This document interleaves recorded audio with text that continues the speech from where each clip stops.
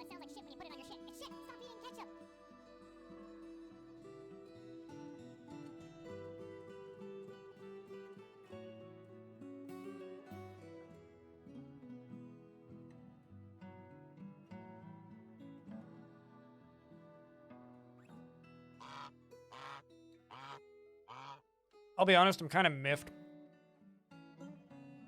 that we lost a bunch of progress, and also that it was 100% my fault. Because there was a lot of stuff I wanted to do today that clearly it's going to be harder for me to get to now.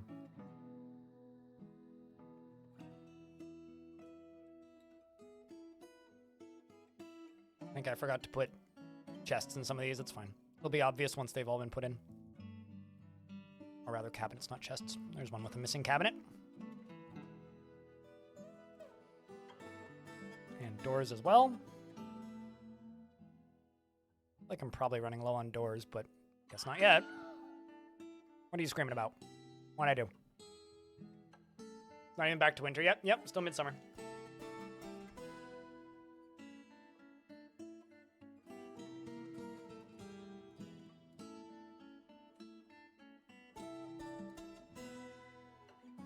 Frame rate tanked because I think I got something stuck somewhere, but it was like sub 1 FPS, so I couldn't even pause the game.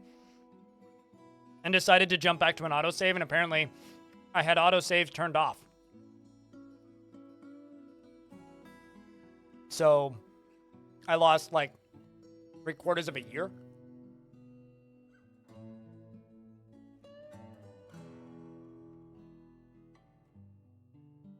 So no, it didn't crash because I could theoretically have probably fixed it. I just decided to be lazy. So 100% my own fault.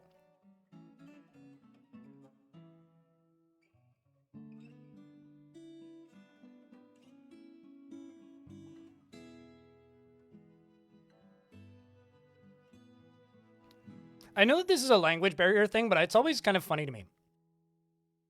Certain portions of the world refer to what I'm doing right now as streaming, right? Other places in the world, they call it a live. I know it's like a TikTok thing. And I'm pretty sure it's like, just like the Portuguese translation, because I've seen a lot of like streamers from Brazil referring to it as lives.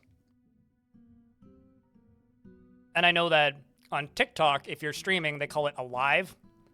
It's really weird having somebody telling me that I'm doing a live, because that just doesn't sound like a correct sentence to me. No, I mean, I get what it's like trying to be. Wait, what? But it's having streamed for, well, we're in the 11th year now of me streaming. I only started to hear people refer to streaming as a, air quotes, live in the last like 18 months. And I've heard people call me, state that I'm doing a live maybe once or twice, and it's always so weird when I see it. It's like the weirdest thing ever to read. It's like, I realize that in non-English language, it probably makes more sense. But in English, it's just the weirdest sentence to read. Yeah, also, it's a young people thing. It's a young people thing! Me, the old man, says that.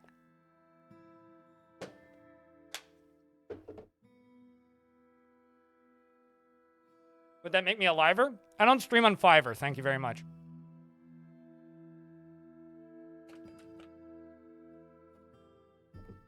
Well, young people use TikTok. I'm an old person. I don't use TikTok.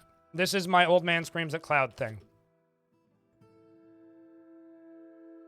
Oh, speaking of that, last week I was ranting and raving about how I wanted to get a dumb phone.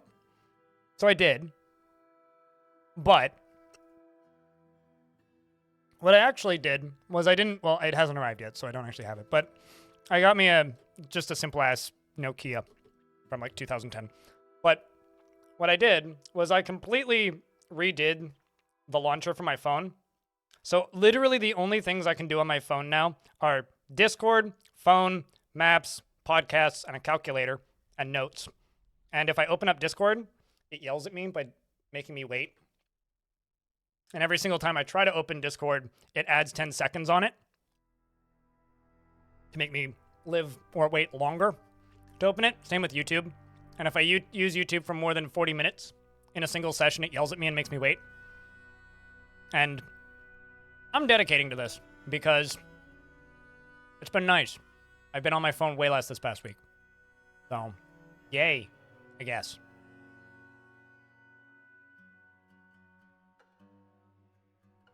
But the other thing that I did was I realized that I could unlock my SIM card. So I did. And whenever I go camping or on a trip or where I don't want to have my phone, I will bring an old phone that I still have that actually has a nicer camera than this one that still works, and use it just as a camera with no apps installed. And I will rip the SIM out of this phone and put it into a different phone to take it camping. So I'll still have the same number, but like throw an ad in there for yourself for little extra dollars. Wait, what? Oh, I wonder if that exists. Like, in order to open up YouTube, it forces you to watch an ad and then it pays you. I'll bet you there's an ad, like, I'll bet you that exists. That has to exist. That has to exist. But no, I wouldn't do that. I'm good.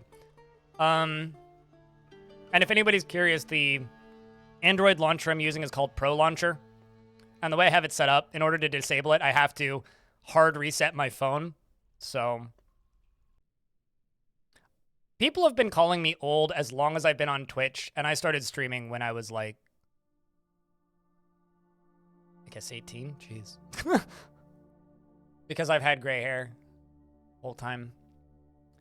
Let's go for just Olivine. Gotta have plenty, right?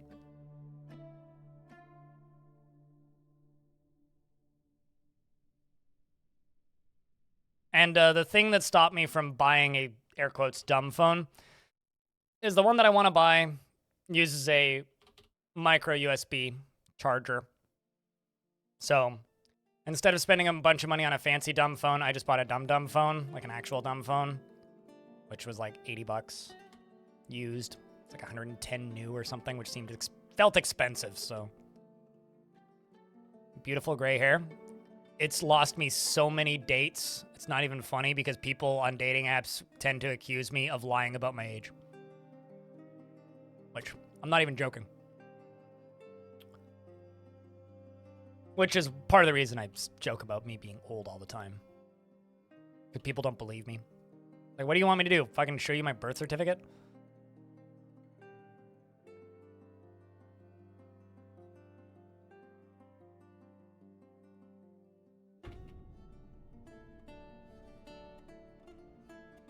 Not very frequently.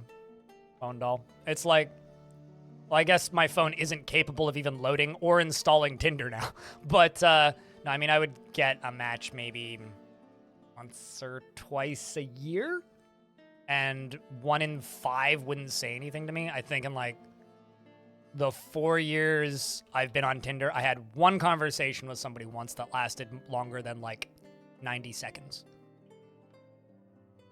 And no, didn't go on any dates with that one, so 0 matches. That's about the same as me. Like if we actually stretch out the amount of time I've used that stupid app, yeah, it's about the same.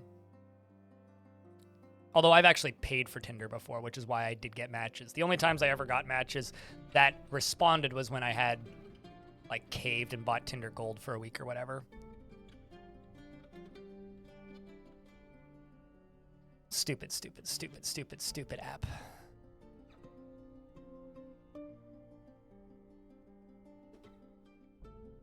Just cramming bedrooms in here.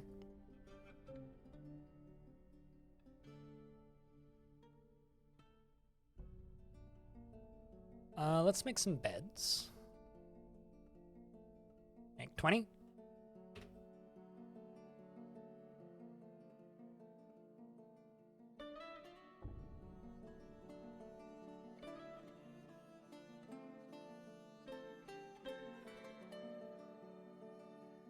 And you know what's kind of funny?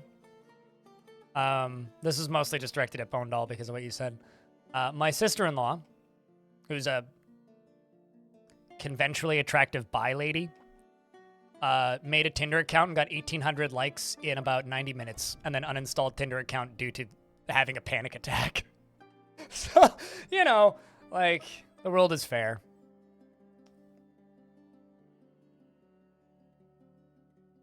Yep. And that was without paying for it. So, Tinder's so screwed. Yep. No, it's a broken app that is like, I don't know.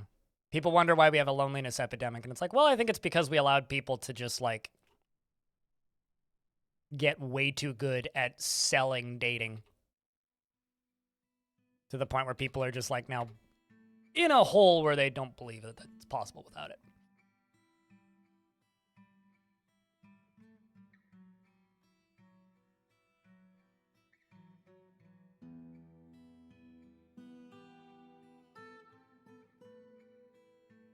It's fair if you are fair in the attractive sense. It's fair if you are fair in the attractive sense and live in an area where there is a fair number of people that are attracted to you.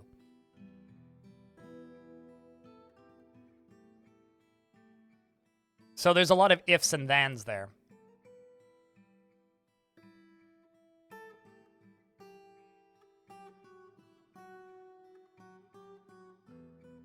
You know, it was funny. I used to say that when I'd been with my now ex for like 7-8 years. It's like, well, I mean, I have no idea where I would even start if I had to go dating again. And it's like, now that I'm back into this realm, it's like, I remember when Tinder exploded initially, way back.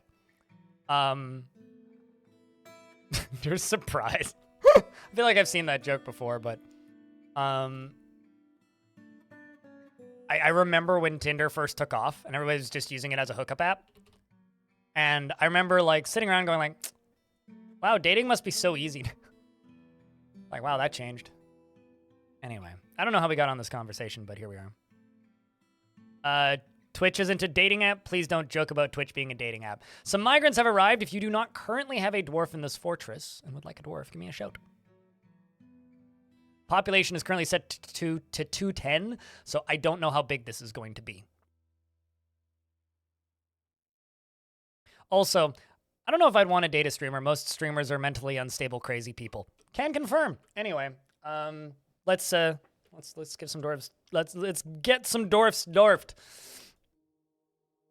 We'll go with the first one I see, which is Mighty Ret. He is prone to hatreds and often develops negative feelings. He does not find most jokes humorous and is made deeply uncomfortable by differences in appearance or culture, cracks easily under pressure, and tries to keep his things orderly. He could be considered rude, and he tends to help. He is grateful when others help him out, and he tries to return favors. He does not go out of his way to help others, and he is... Why do I have hiccups all of a sudden? Goddamn sandwiches. He doesn't often feel envious of others, and he has a greedy streak. He tends to avoid crowds, and he clicks his tongue repeatedly when he's annoyed. He needs alcohol to get through the working day and dreams of crafting a masterwork someday, and personally believes peace is always preferable to war, finds friendship burdensome, and does not go out of his way, and does not really value skills related to fighting.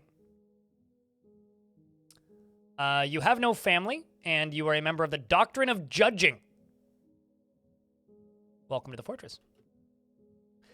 Next up is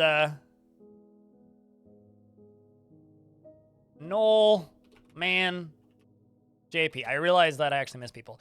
Did you have a dwarf yet? I can't remember. No. Okay. Noel, man, feels best when everyone gets along without any strife or contention. He's very curious, and he seeks out exciting and adventurous situations. He does not find most jokes humorous, and he is rarely happy or enthusiastic. He is conflicted by this as he values merrymaking in the abstract. He thinks he is fairly pleased by his own appearance and talents, and he does not have a great aesthetic sensitivity. And he is conflicted by this as he values artwork and its creation. He has a calm demeanor, and he occasionally overindulges, and he tends to ask others for help with difficult decisions. He likes to take it easy, and he generally acts with a narrow focus on the current activity.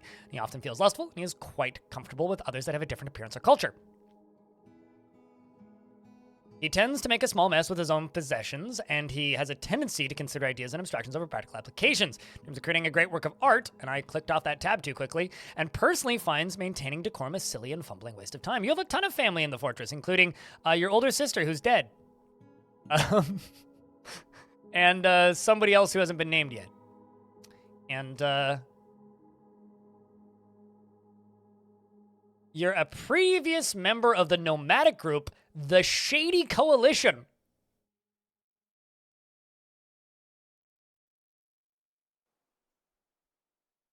Uh-huh.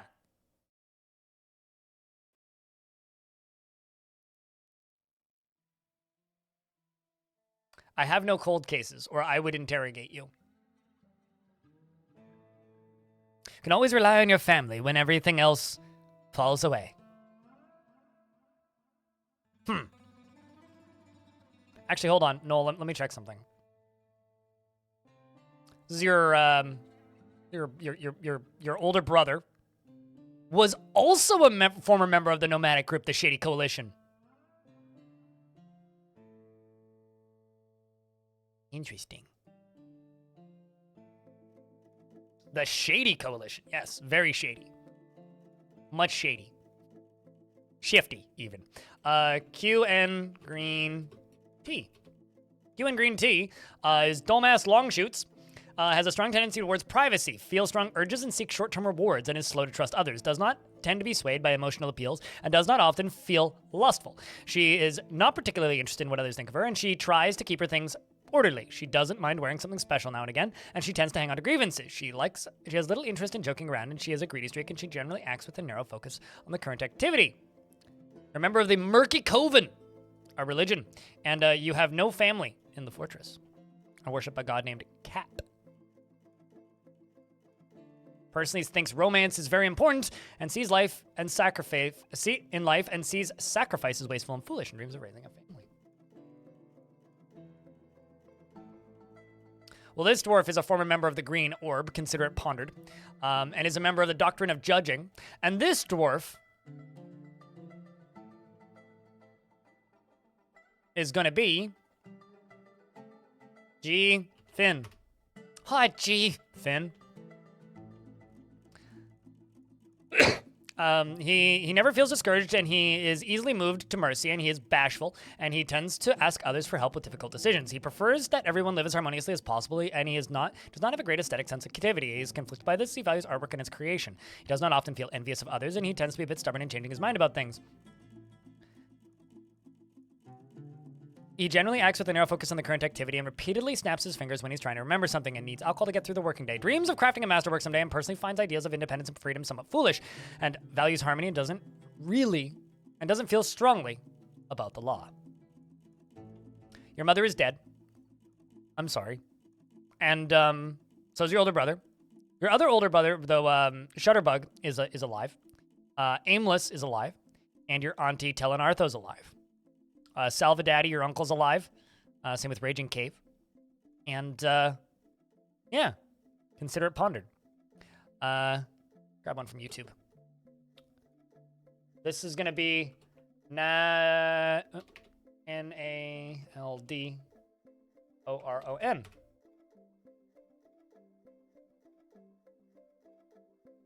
Yours died somehow? Yeah, I remember your dwarf dying. I think you died in the first military rush, but I could be mistaken. He tends to be passive in discussions and doesn't often feel envious of others. Let me just pop up the bot so I can see up-to-date chat. How's it, Dorfin? It's Dorfin! He doesn't feel envious of others, and he isn't given to flights of fancy, and he often feels discouraged and generally acts impartially and is rarely moved to mercy, and he chews his nails when he's thinking. He dreams of creating a great work of art and personally finds the idea of fair dealing foolish and cheats whenever he finds it profitable, considers craftsmanship to be relatively worthless, and doesn't feel strongly about the law. And is also, once again, a member of the Doctrine of Judging, and you have a wife who's going to show up at some point.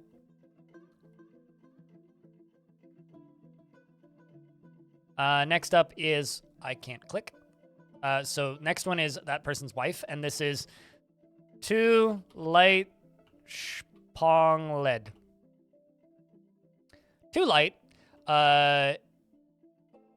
she truly treasures the company of others and is concerned only with matters practical to the situation at hand, with absolutely no inclination towards the abstract discussion, and is incredibly brave in the face of looming danger, perhaps a bit foolhardily. She tends to be a little tight with resources when working on projects and is assertive, occasionally overindulges and prefers that everyone live as harmoniously as possible. Often feels envious of others and has a sense of duty. Whenever there's a pause in conversation, she starts to mutter under her breath. She has a habit of stretching her body during pauses in conversation. Dreams of creating a great work of art and personally sees war as a useful means to end and values honesty and doesn't feel strongly about the law. Well, okay. You are going to join the military.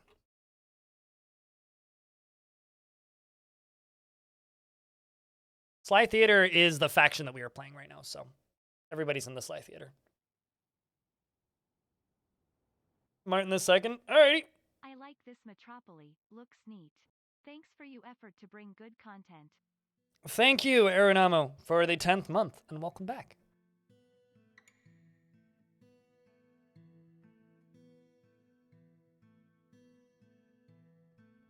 This next one I will give to Martin Pooh. Martin 2 does not generally seek retribution for past wrongs, presents himself modestly, frowns on any flashy accoutrements, and he likes a little excitement now and then. He is often nervous and often feels discouraged, does not have a great aesthetic sensitivity, and is conflicted by this as he values artwork and his creation. He can sometimes act without deliberation, and he tries to get things done perfectly. He lives a fast-paced life, and he is not particularly interested in what others think of him. He does not handle stress well, and occasionally overindulges. He has a greedy streak, and he has a tendency to go it alone without considering the advice of others. And he finds obligations confining, though he is conflicted by this for more than one reason. Chooses cheek when he's angry, needs alcohol to get through the working day. Dreams of mastering a skill, and that is it, but he's weak. A free spot on any of these? You know what, Martin? We're going to put you into this squad, which needs to start training.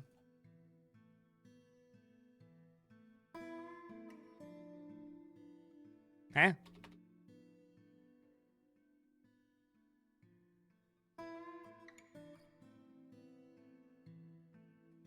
Why can't I search for you? Oh, I see. Somehow I had it set to only mothers with infants.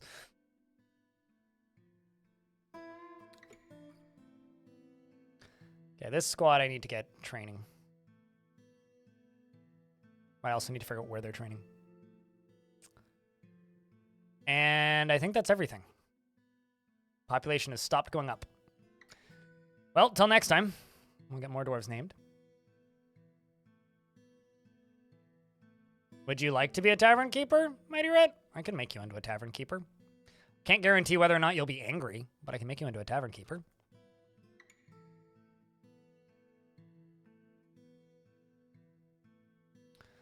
All right, I'm going to do a quick save.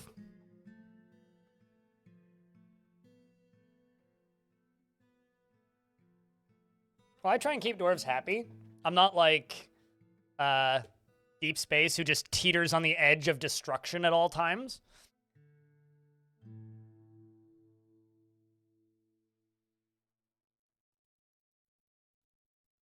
Some people enjoy that kind of gameplay. I don't, so...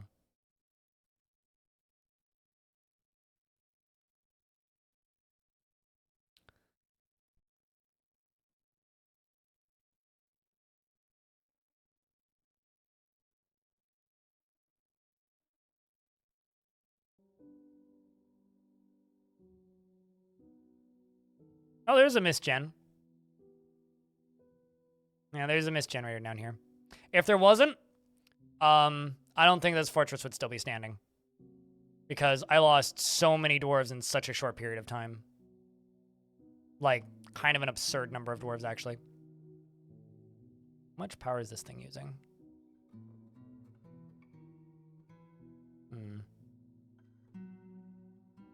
You know what? Let's just make another one of these. But put it, like, right here.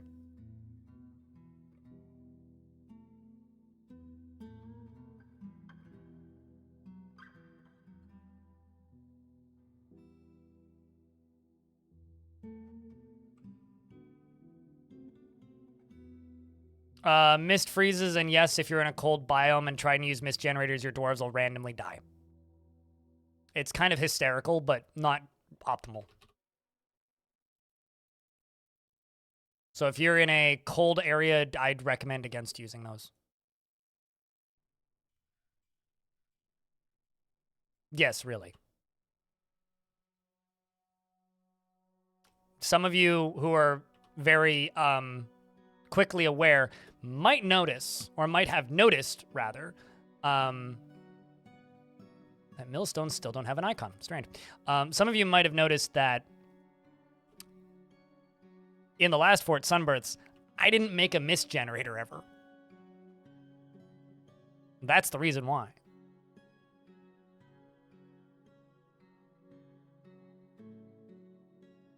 It was out of concern for possible massive calamity.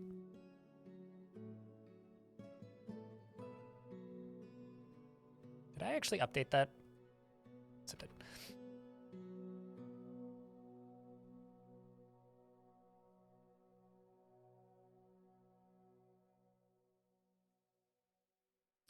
No, it's not an amusing trap because it wouldn't make it out of the first spot. It would just instantly freeze. They'd pour the bucket in, boom, it would become a block of ice. Unless, like, you know, you just have a mist generator that sits there and doesn't actually, like, and then you just wait until winter. But you would only be able to use the trap during the seasons where it freezes. So most of the time it would be useless. So it would be a very ineffective, redundant trap. It's not even a matter of it being hard to control. It would just be a bad trap.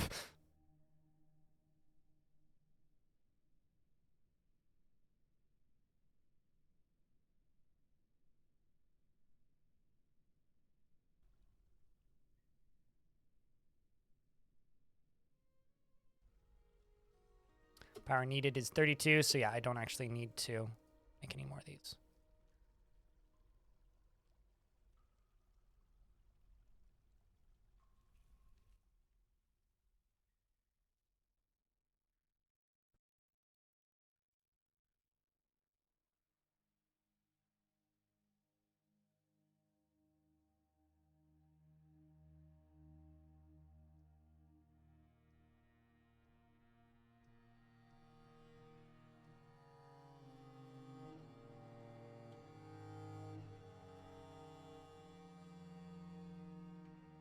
It happens.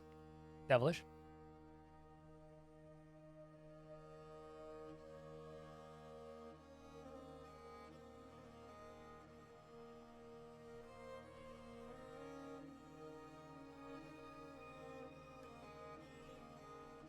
And then this needs like 4 bins.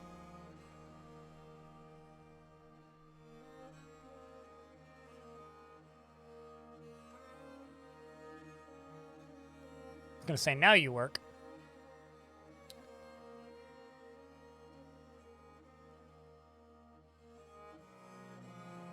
Hold on. I guess in order to do this correctly, I'd need to mill very specific plants.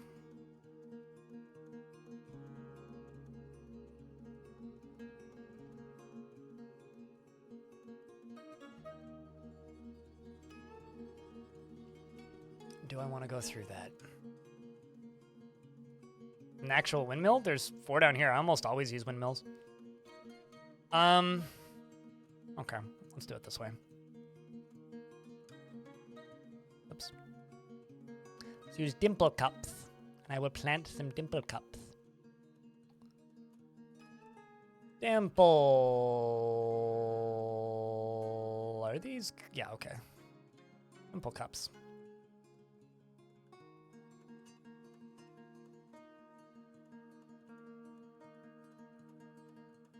It's been a long time since I did dye. A weird sentence. We're also running out of alcohol currently.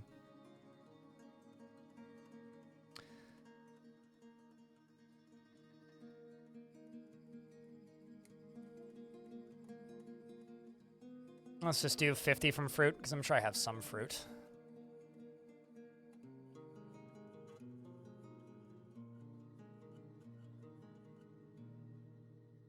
All right, well, there's random dimple cups everywhere about, so I'm just going to tell them to go down here and gather all this stuff. And then I'm going to go to here, maybe?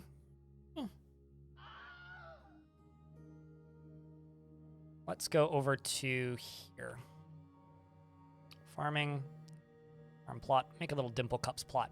There's also dimple cups there and there. And I also need to check my kitchen settings, make sure that I didn't set them to cook them, which I might have actually.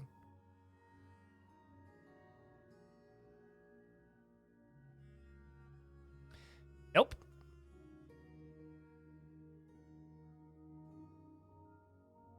Don't currently have any, though. We also currently have no dimple cup seeds. Also apparently out of sweet pods.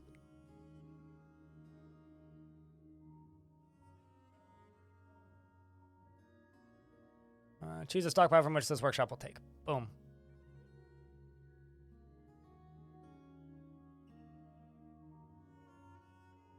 Boom. Boom. And, choose a stockpile from which items will take. Yeah, there. And, you also need to take from here.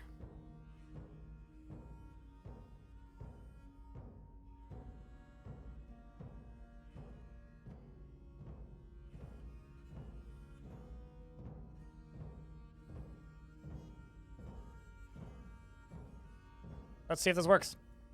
I don't know if I have any dimple cups. Probably not. Not until they pick one, anyway. Yeah, no, it immediately got canceled. Congrats to the winners, indeed, yeah.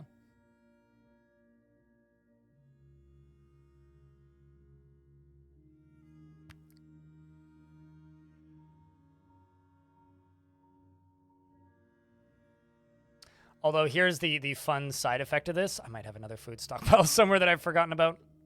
Oh, I see. Also, nobody's gathered any of these. Increase the priority. Funk. There we go. Now it's happening.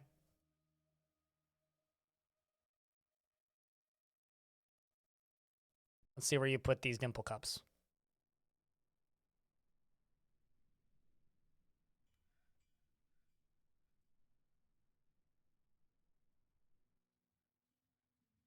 Yeah, if you go deep enough underground, eventually stuff won't freeze again. But if you are basically building a surface fort, then yeah, no, you literally can't do anything.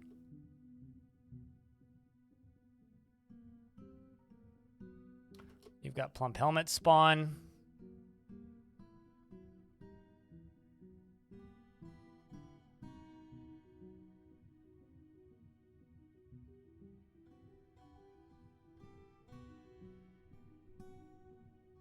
Ended up with plump helmet spawn in those bags. That's not exactly what I wanted. All right, well, let's not deconstruct these, but I'm remembering now why I never do die. For whatever it's worth. Like, you actually have to be good at managing stockpiles, which I'm not. I'm really bad at it.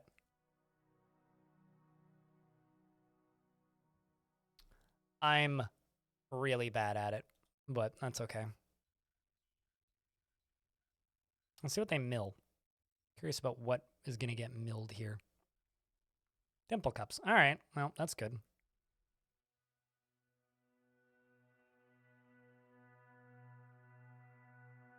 Mill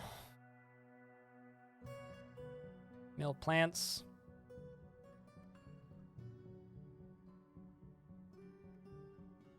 Yeah, let's just restart if completed. Check seasonal. Especially for what it's worth. Oh, yeah. No, it's a fun little addition. I'll just do that from time to time. I don't care if it, like, breaks, but I've also got quick climb now. Well, that's cool. I don't even know I can't even remember what quick climb is for. For whatever that's for. Worth. I can't even remember what that shit's for.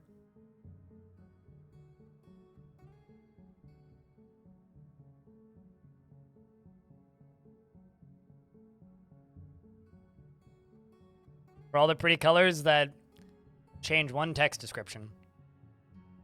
All right, well, we're getting it, and then somebody will get fancier clothing that has dimple dye. All right. I'm going to go check in on this. Wait, what? Oh, I'm like, why are they not? Well, that's the reason. Somehow I managed to remove the one ramp up to here. Okay, good on me.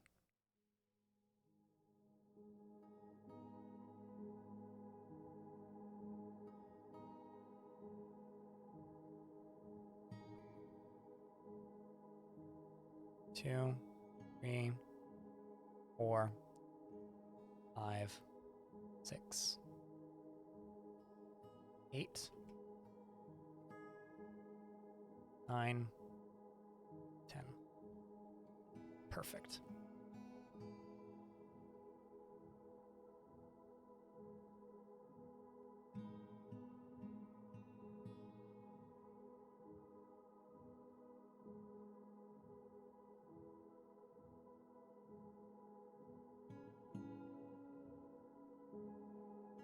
I'm getting sneaky. Uh-oh. I also put this on the wrong layer.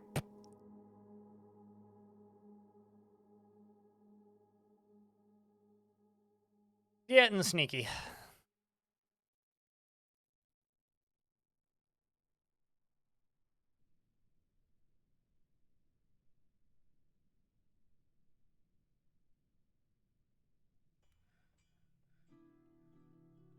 And also, let me check something.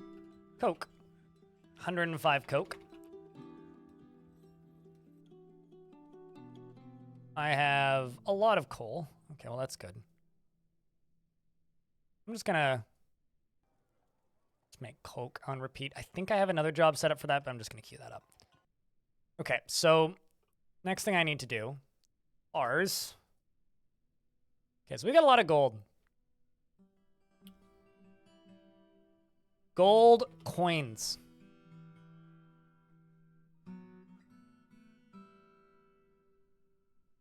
Let's make 400 gold coins.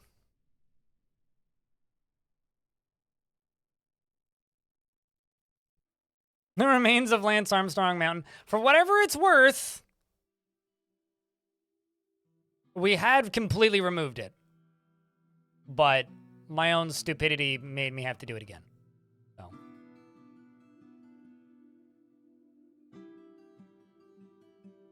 It was 100% my own dumb that made me have to do it again. Also, Lance Armstrong Mountain, that's A+.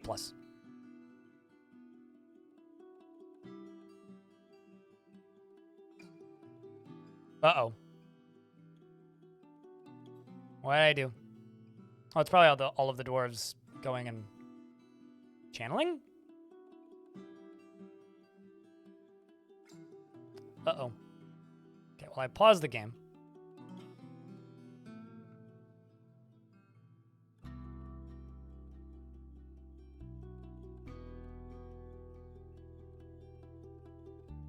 The thing is, while you guys genuinely think that these jokes are hysterical, it's Kev, I don't really find them to be particularly funny.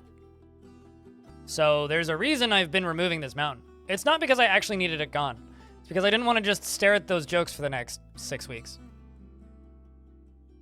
So I am removing this for my sanity and not encouraging it for my sanity. You guys think it's hysterical. I'm letting you have it, but I'm not going to encourage it. We can collapse mountains, cave in mountains, drop mountains. That and Shadow Absorber used to be rich. Chat, could I get a round of beers for that? Congratulations. For sharing your once wealth with us. It's not demonetizing your VODs. I have limited ads on my VODs. I'm not demonetized. Demonetized means that you no longer make money on YouTube. I'm not demonetized. But I did get limited ads on several of my VODs because you guys made me say dick, butt, pussy, balls, and all of those lovely words way too many times in a very short period of time.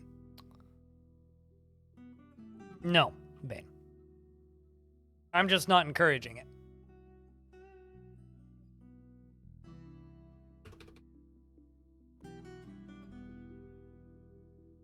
It's wild.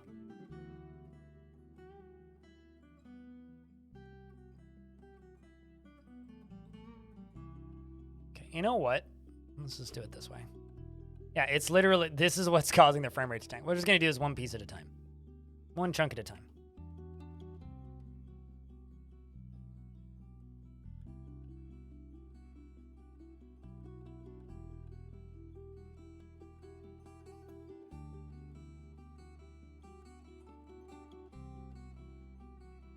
Never grow up, chat room.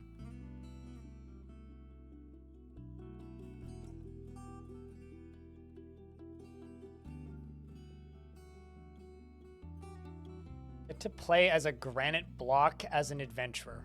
What? Manny? Over on YouTube? Are you even on about?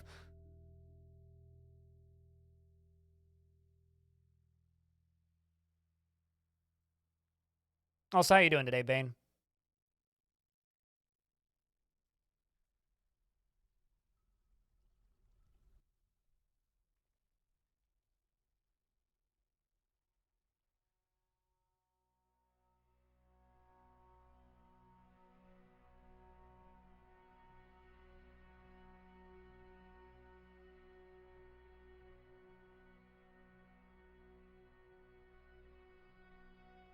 Don't grow up, it's a trap. Actually, no, just don't let Disney buy Star Wars. It's a trap.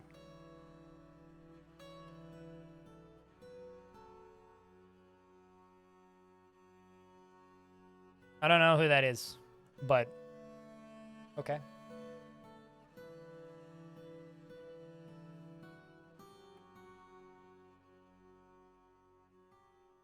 Or rather, I don't know anything about that series of books, so I don't know.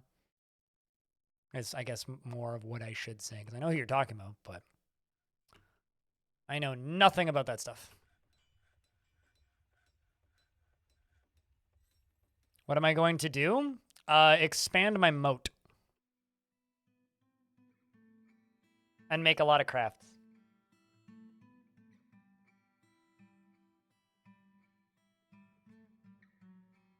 Because there is literally like 20, 30,000 blocks like right here.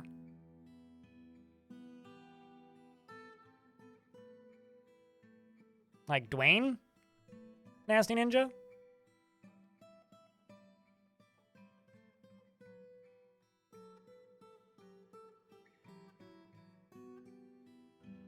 Because that's what I believe it is now.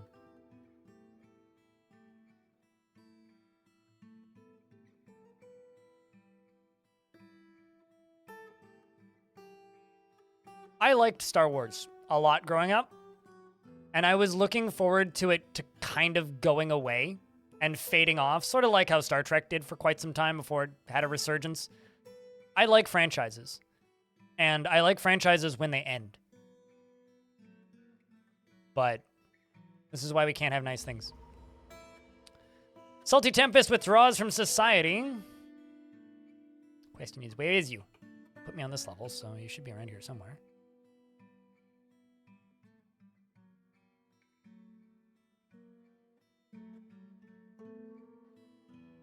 There's a dead dog in the walkway. I assume that Water Lyman killed it.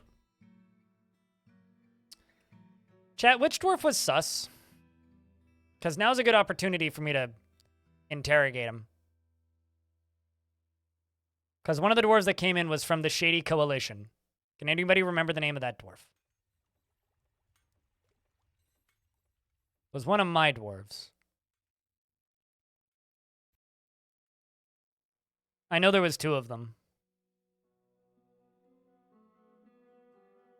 Yeah, it was one of the recent arrivals. Hold on. Let me look. You have no idea. Thank you for your input.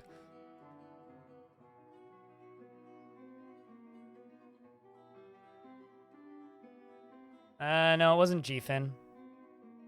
Hold on, actually, let me check something.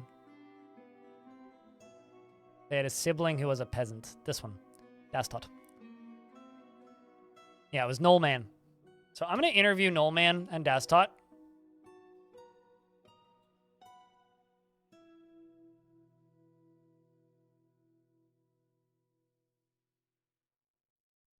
And then I'll convict that dwarf. I just really want to know what, if the Shady Coalition is actually shady or not.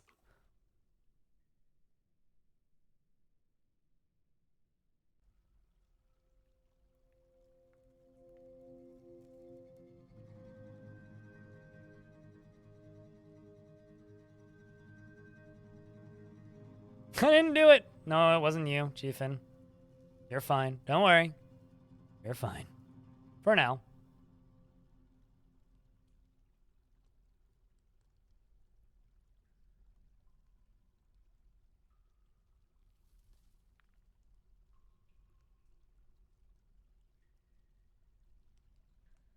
Sounds like something a guilty dwarf would say. Uh-huh. Can't help you, Bastet. At least you can still type.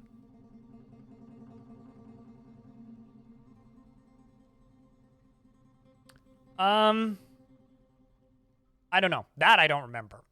No, this faction is the group that was stealing from this fort. It was the king of this faction that we are currently playing, the Sly Theater, who stole my stuff. But apparently the Shady Coalition is a nomadic group.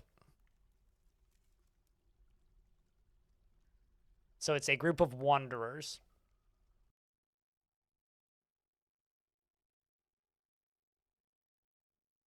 Out and about in the wilds, if you will.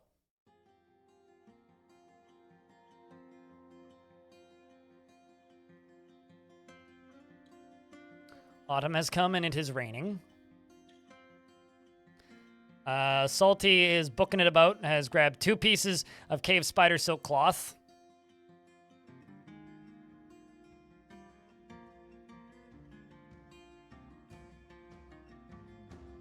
Let's go back over here. Salty. Follow you. What are you grabbing? Rough brown zircons. All right. Runs off again.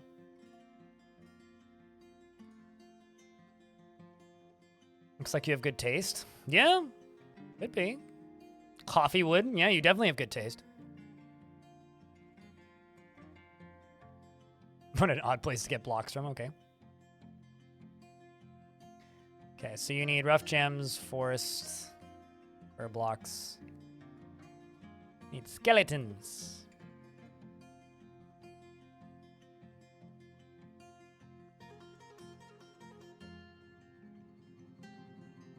Slaughter a couple peacocks.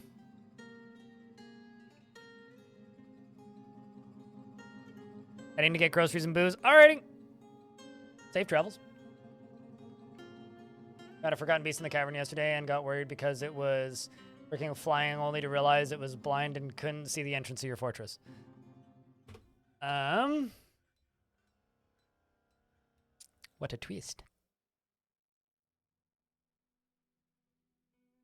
Those were not chicks, mate.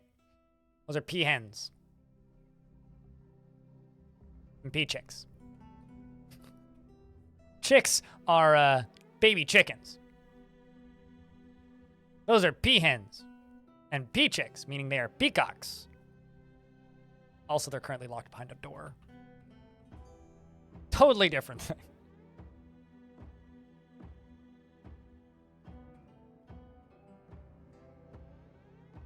All right, so we've got hit by a Vile Force of Darkness. We're about to get hit by an ad, so this can't be too big of a siege. And also, I'm going to unpause, see if they just leave. No, they did not. All right, well, let's get everybody assigned. Turn this on and then wait. You are correct now, Kate Reynolds.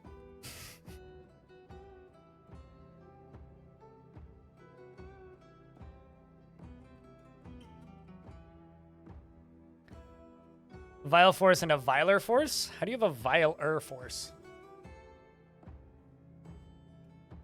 At least it's a Vile Force of Darkness and not a Bile Force of Darkness.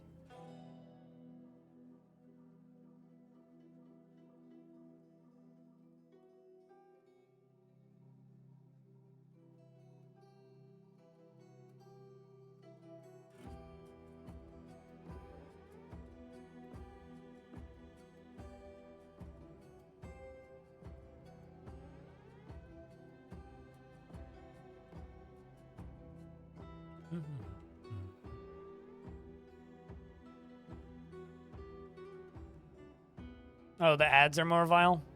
I suppose. Oh, we've got 1:30 to wait now. I don't know who Steve the Angel is, so whoosh, over my head on that one.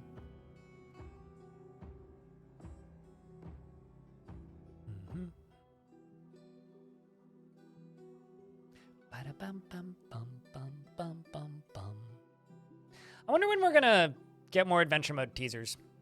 Because the last, like, thing that they teased was what? The December 19th. And I know Tarn was back at work as of, like, the 2nd. So, I'm really starting to wonder when we're going to get another round. Like, I'm really kind of curious, actually.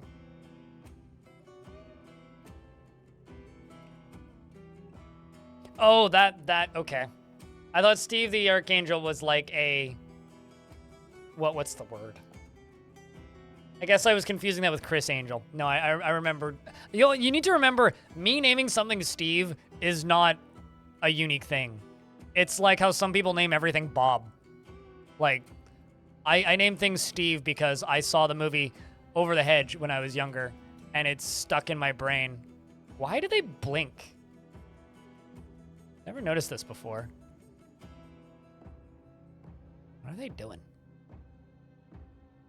Gerblins? Where are you gearing? I'm really having a hard time moving down.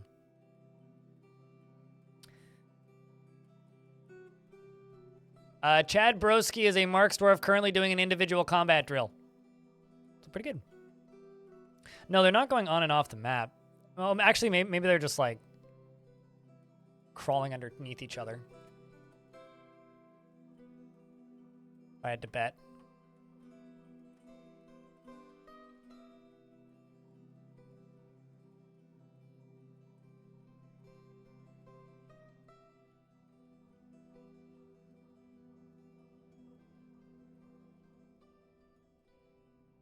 Okay, so you run here. Grab this, pull this lever.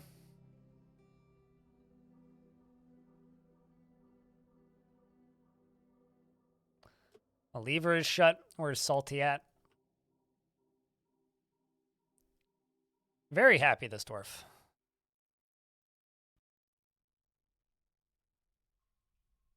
Don't actually think we've slaughtered any of the peahens yet. Okay, we are in the process of it.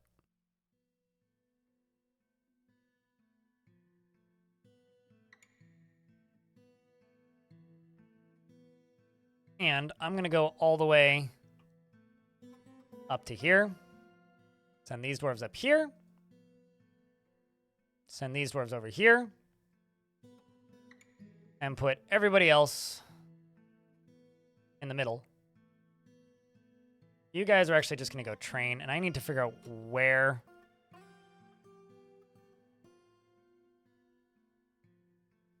they're trying to train, because I don't actually think they have a training spot currently.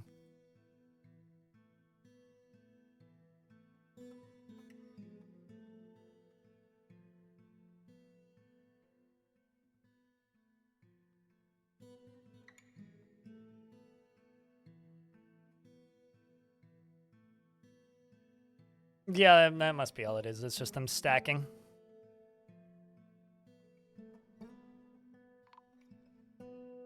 Snatcher. Wow, that was quick. So here comes a Snatcher, who's now running away, who just had a whole bunch of dwarves firing bolts at him. There's another Snatcher coming up, who just took a bolt to the something, probably. Steel bolt strikes the thief in the upper leg. Ow! Moving forward, getting hit by more bolts, more bolts, more bolts. Not bleeding, though. Just very poorly injured. Or badly injured. Is now running away. Yeah, that's a pretty solid setup. I like that. That's pretty rad. It also makes it super easy to see who's attacking. Because they come in through the middle here. And then if they get too close, the dwarves just book it forward and beat the ever-living shit out of them. Got another Snatcher. It's trying their luck. Who's running away? I would too, frankly. Somebody just spilled a mug of beer right there, so well done, dwarves.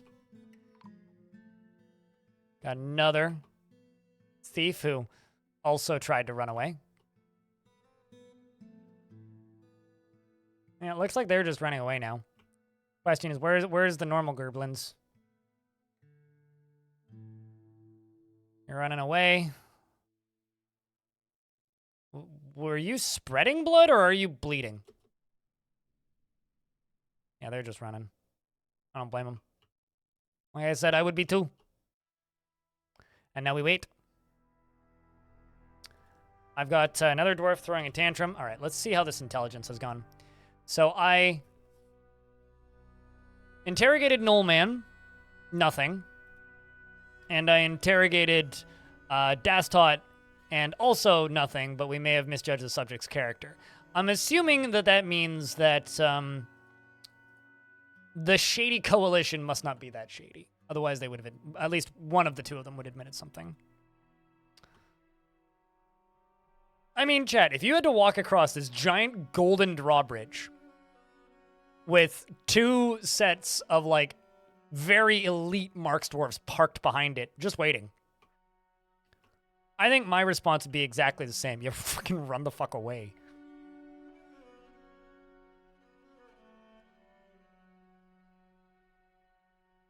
Meanwhile, these guys are taking 6,500 years to get all the way over here.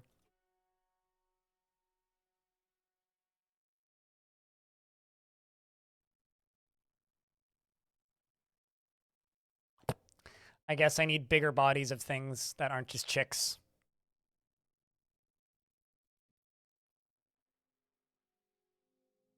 All right, well then I will do 2 peacocks then. Or a peacock and a peahen. Crypt zoom, crypt zoom, crypt zoom. Crypt zoom, crypt zoom. Baka, have you seen our most recent ship posting emote? I can't remember if you were here when we uploaded that or not. Anyway, it's Crypt Glare. I think that you'll appreciate it.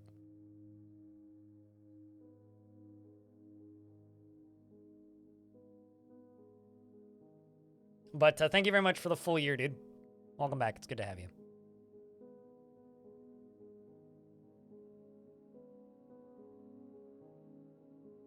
They're very slowly scaling the side of this mountain.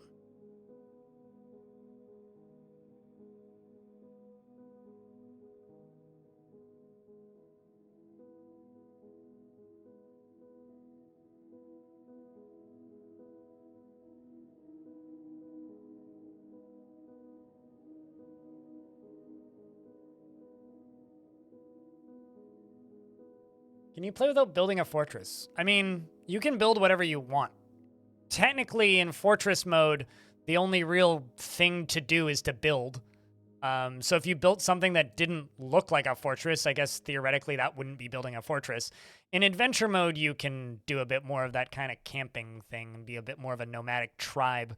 But in fortress mode, the only thing you can really do is build a fortress. Adventure mode has a lot more options when it comes to, like, being a smaller nomadic group. But that's not in the game yet, although we will be playing some classic adventure mode in like, I don't know, 30, 40 minutes here.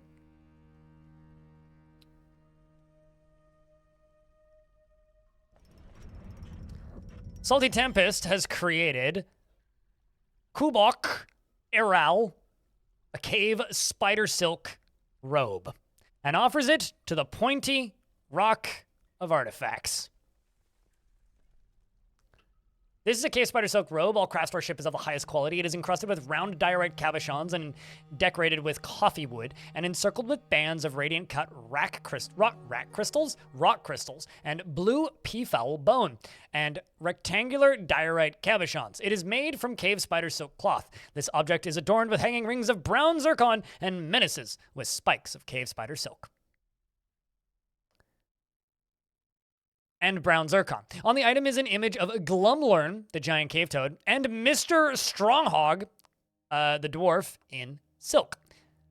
Mr. Stronghog is striding down Glumlurn. The artwork relates to the killing of the giant cave toad Glumlurn by Mr. Stronghog with a steel short sword in Creaturekeepers in the midsummer of 128.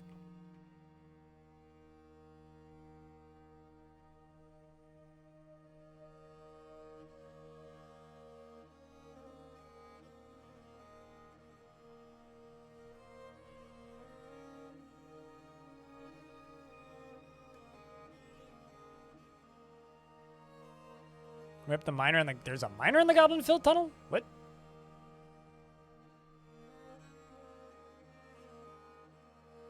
Oh, no there isn't, but I know what they were doing. No, that's Bastet, and she's running the hell away right now. She was trying to return a minecart. But no, she's fine.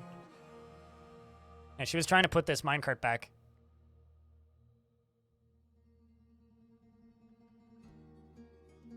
Yeah, I don't even think they got to shoot at her. I think she just saw them and ran.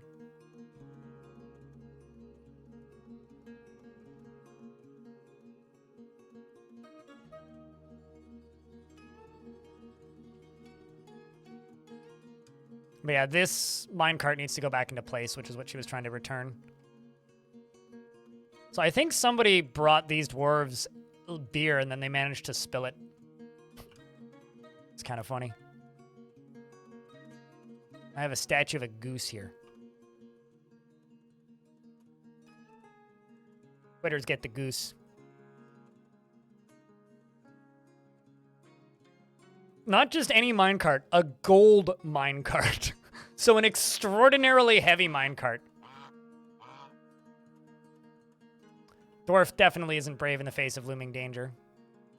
Let's actually look at this in ASCII briefly. I want to see these bolts flying. See, there they go. See? Bolts. Oh, wow. One of them's already dead. Holy shit, that was quick. One of them literally died, like, immediately.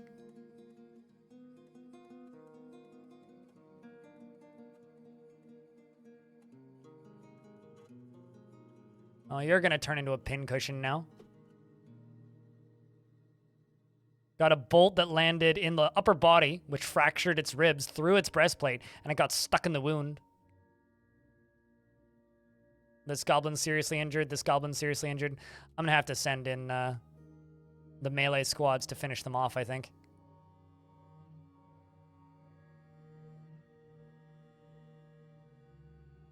They're smiling with such ferocity. It's true.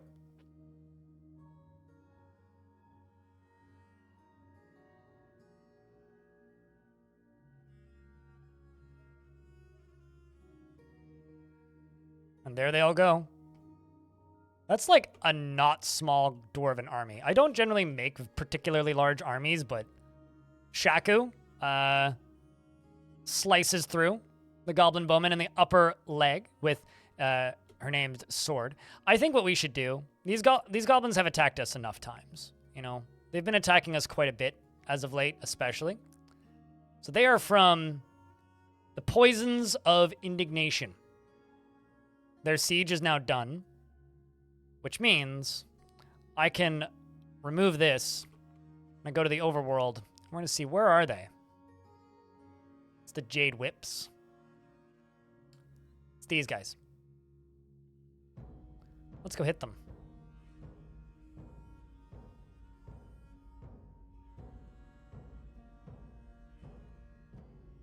That's scary. Goblin Fortress of Geared Pine. Let's go pillage this place with the spicy vulgarity. And pillage this place with the mountains of whatever I called them. Rage, yes. And then I'm going to grab you. I'm going to grab you. I'm going to grab you.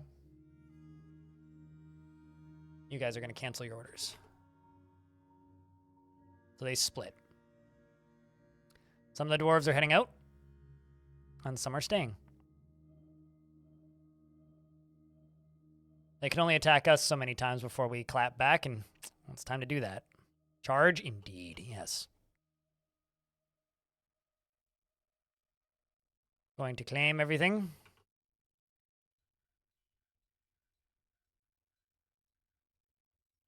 You wonder if you should try and attack it? I mean, if they're good enough dwarves, like, they'll win, but it's not a matter of winning a fight like that. It's a matter of outlasting a fight like that.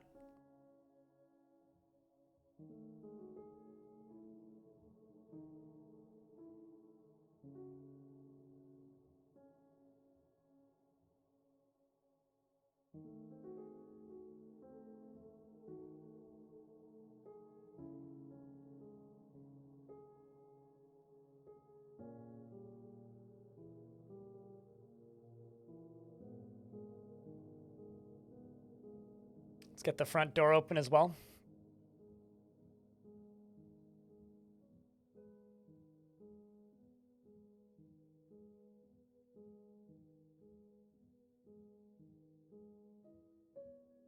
How large is this world?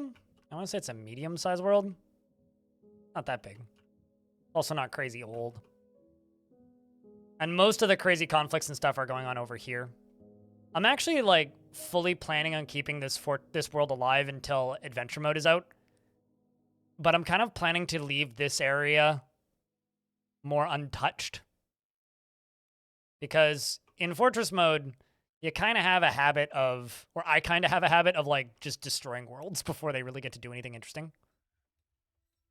Like making most of the adversarial factions just go extinct, as an example.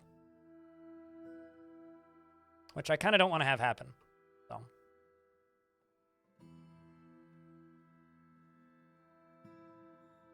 Oh, you're talking to Bucket Glass about theirs. I mean, I've seen locations with 10,000 goblins in it before. That is the biggest numbers I've ever seen. 10,000 individuals. Stop, Shogun. Can you build in adventure mode? So in version 47, you can build in adventure mode. We could try and do that tonight. But there's an asterisk. And the asterisk is Tarn isn't positive if that's going to make it into the first update for adventure mode because it's one of those weirdly shitty but also like weirdly complicated UI pieces. So, and because there's very little you can actually do with the camps, like you can build stuff out of wood, basically. You can chop down trees and make campsites out of wood, which I think are reclaimable as forts. So essentially you can like settle on a camp. You can also claim land, and like you can attempt insurrections against enemy leaders and like take their land. So like if there's an abandoned fortress, you can claim it basically as yours. But there isn't much you can do with it at that point. So like that's one of those features that was kind of like thrown in at some point and then like never really added on to, like, you know, many features in Dwarf Fortress. So I have this feeling that if it doesn't make it in right away, it'll be something that pops up like within a couple of weeks.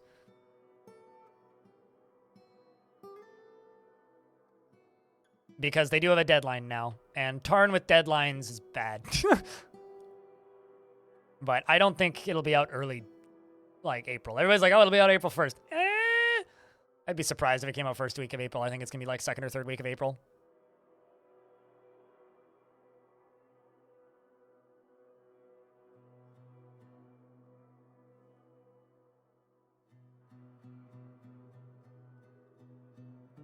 Yes, assuming that fort is reclaimable, and you're starting as the same faction as that group of adventurers.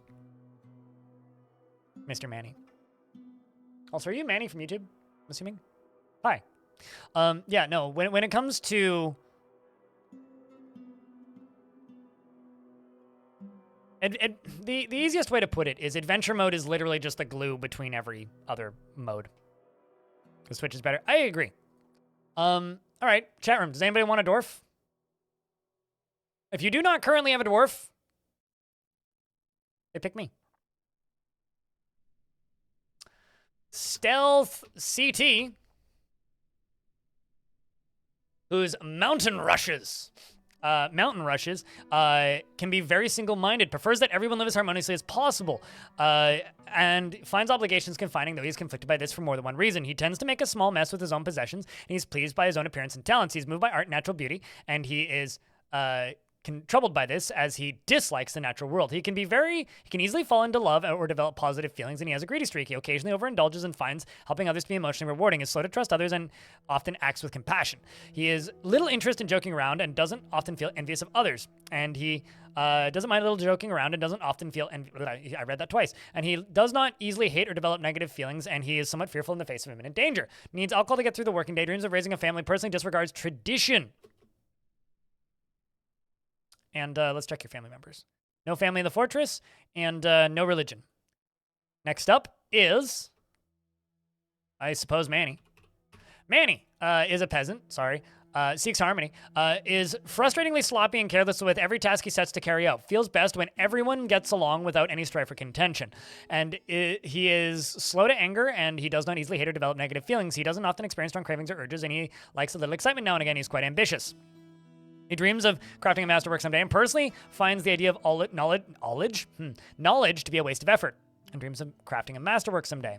You have a wife who isn't here yet, as well as an aunt, and several other various family members. Next is let's say Manny's spouse, Manny's wifey. Manny, congratulations, you're married to Elfie. Oops, I can type with the right menu selected. Elfie has an overinflated sense of self-worth. Oof. Is swayed by emotional appeals and is quite ambitious.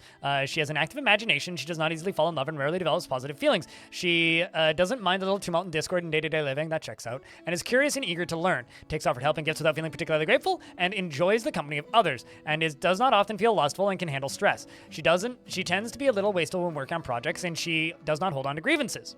Oh, sorry, she tends to hold on to grievances. She has a certain stare for when she gets annoyed, and she needs alcohol to get through the working day, dreams of crafting a masterwork someday, and personally values honesty, and is somewhat put off by trade and commerce.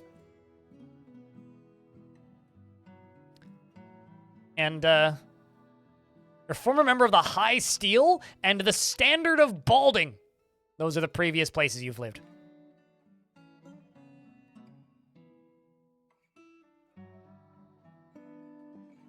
Next up is Skittle Silly.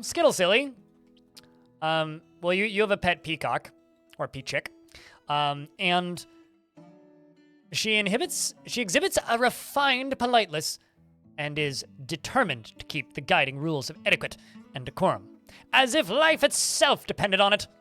She only rarely feels strong cravings or urges, and she has a tendency to go it alone without considering the advice of others. She has an active sense of humor, and she doesn't focus on material goods. She can handle stress, and she likes to keep things practical without delving too deeply into the abstract. When she's thinking, her body becomes very still. She clicks her tongue constantly when she's trying to remember something. She needs alcohol to get through the working day.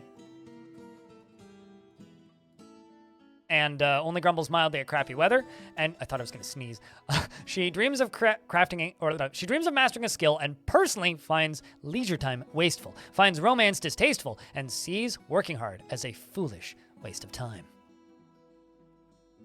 I'm going to put you into the newbie squad.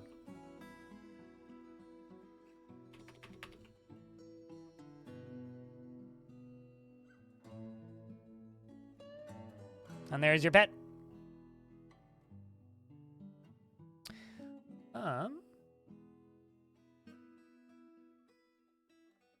Honestly, Dwarf Fortress is cool because you saw this story once where an elf with wood armor and weapons came and attacked one of the guys in the fort and failed over and over. Next 5 years, took stats to legendary and became a necromancer and gained an army and destroyed the fort. I mean, wait. Was it the same elf attacking? Or was it a player playing as that elf? No, they don't. Don't force your headcanon on other people, Manny. We don't get along with that kind of thing here. I'm wondering if that's even possible. If it's a story, I'm wondering if that's something that happened in, like, Legends, because... Anyway. It's not even Tolkien, it's more, Pratchett.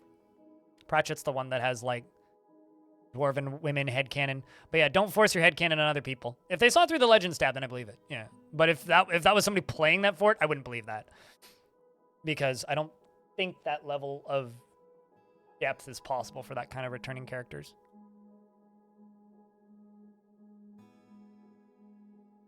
That's an interesting haircut.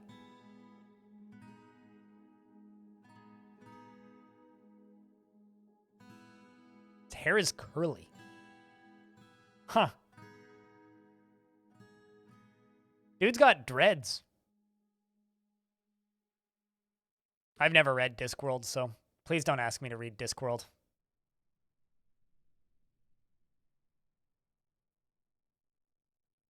I'm not the person to ask about mods as I play the game vanilla. And DF Hack isn't a mod. It's a tool.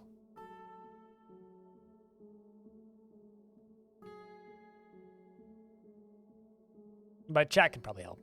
But Pratchett? But fuck yourself. What? Why? They're all just reskinned dwarves that don't have any unique mechanics themselves. All races playable, I would actually argue, is a bad mod. But, hey, you know. Don't listen to me. Like, even with my opinions of Dwarf Fortress mods aside, that is just a bad mod. Dreams of raising a family.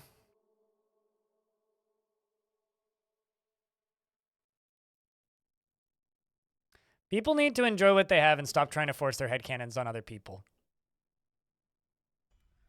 Don't force your shipping on people for various fandoms. I'm sorry, what? Why do I have a stray giant Cody? Excuse me? Unless it was traders that brought that. Where the hell did you come from? What?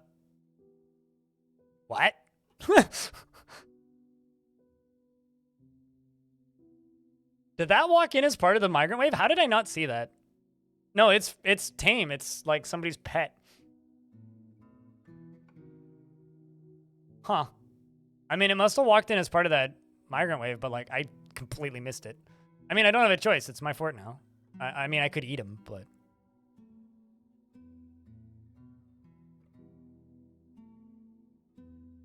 Yeah, which is why I get annoyed when people scream about being anti-elf or like dwarves, female dwarves have beards. It's like, don't force your headcanons on other people. Enjoy the game the way you want to play it. It's a very thing to mod in for that reason. If you want to do that, but like that's not the game's default, so it's not the canon, if you will. You can disagree all you want, but it's arguably false. What the hell? Now that's sus.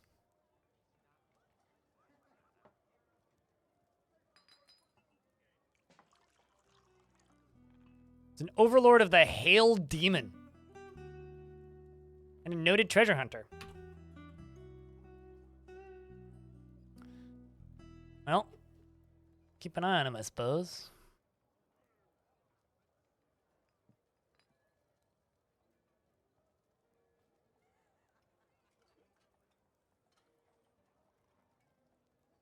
Okay, well, let's talk about this, Mr. Manny.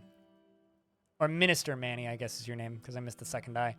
There's lots of amazing things in this Dwarf Fortress video game that we all enjoy. And because there's a few things that you have a headcanon for, that you love, that you think is hysterical, you don't need to force that on everybody else, which is literally all you're doing right now. Right?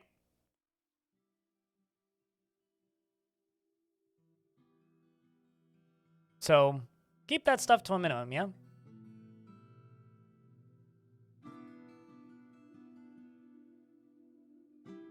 Got into the game and your tutorials have been, wait, could I make some on... Share some wisdom on taverns. Is there a point in sharing rooms? Like, oh, attaching rooms. I mean, like, I cover it in my Taverns guide. You've watched that. So, yeah, there's reason to attach rooms. What makes a good tavern? What you think is aesthetically pleasing makes a good tavern. You want to be that gobbo? Too bad, they're not a member of my fortress, so I will not name them. But, wait for adventure mode, and you could be that gobbo.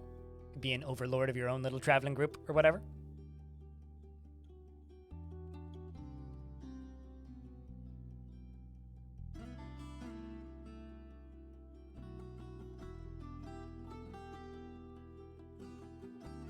Also, this goblin must have been in my forts previously.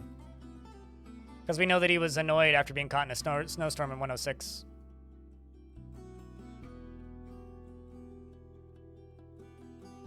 He's also got human hair crown, human bone amulet. Delicious.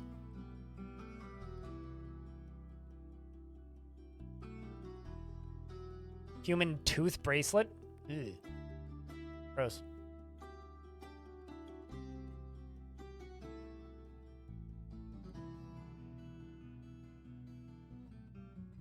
What are those jugs made out of? Well, these aren't jugs. These are pots. And they're made out of diorite. Jugs are specifically for mead. And I never, ever use them for anything, ever. I don't ever do anything with mead.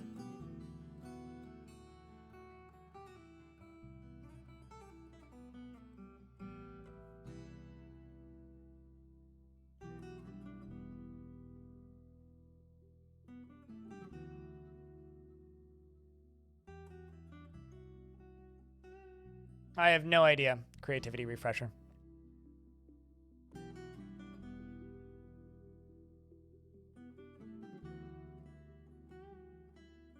No. Stealth. If you want to make mead in Dwarf Fortress, you can. I'll make some beehives sometimes, but I will literally never make mead.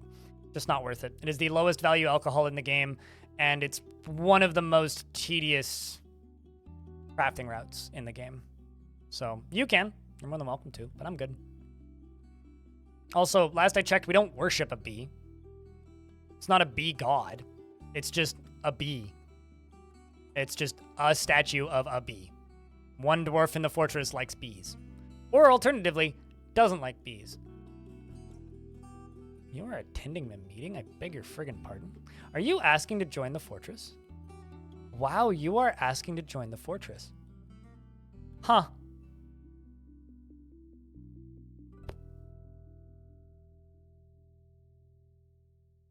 I guess technically, yeah, it's an above ground fortress.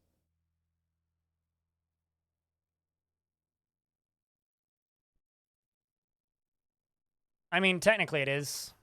Technically it's not. This is technically a mountain. So, I guess you could call this an above ground fortress. Can't say no to an overlord? Doubt.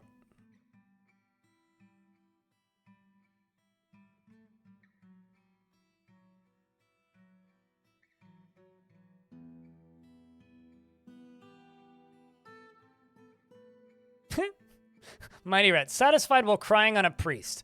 Well,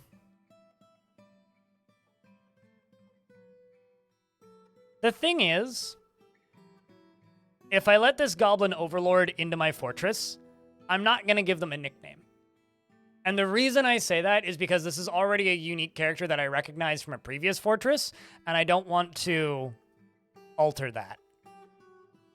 So because this goblin exists, I don't want to make them into a different character. I want to keep them as Spibsa. Oh, also, they killed a Yeti on my map. That would be why I know them from previous, because they were in Sunbirths. So, I'll let them in, but I'm not giving them a nickname. Because this is too interesting of a unique character.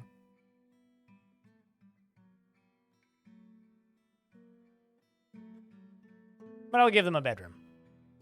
They can have a bedroom.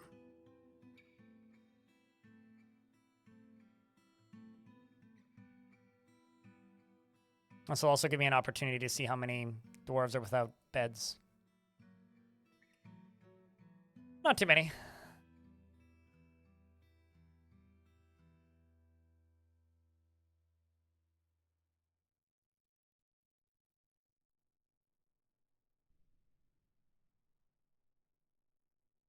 It stops giving when Kogan's son plays.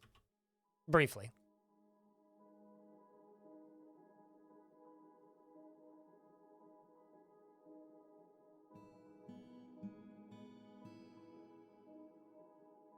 Okay, let's get the rest of these marked.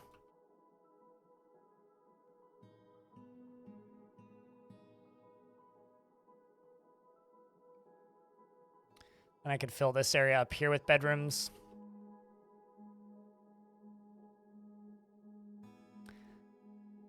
I'm just going to stop answering those questions when people ask to be random animals. I name dwarfs.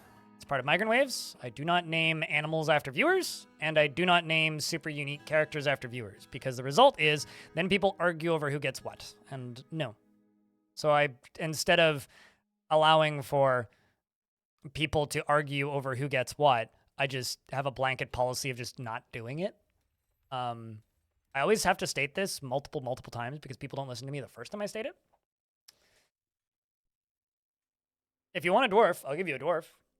But if you have specific requests about animals, my audience is too big. I can't do that fairly. Unless for some reason I have a breeding program of like 500 giant elephants or some shit. Otherwise, it's just not fair.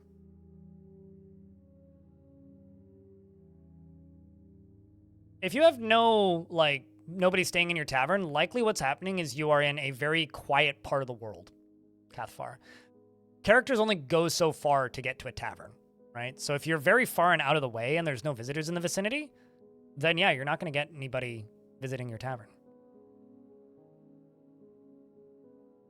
I mean, Baka Glass can think that. It's all right. Baka Glass can think whatever Baka Glass wants to think. That doesn't make Baka Glass correct. Just because Baka Glass is a lawyer and could sue me doesn't mean that I will automatically cave and give Baka Glass whatever Baka Glass wants. God damn it.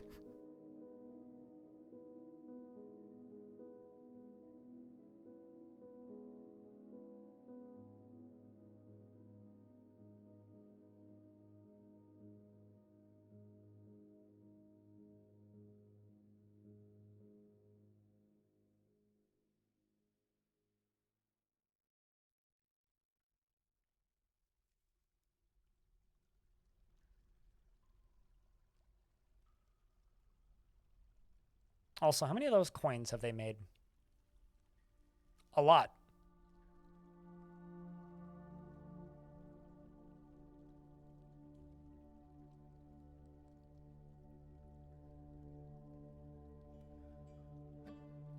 I'm not going to keep this conversation going, Baka, because it was funny for a minute and it's not going to continue being funny for very long. So you can keep babbling at yourself all you want, but my statement stays firm.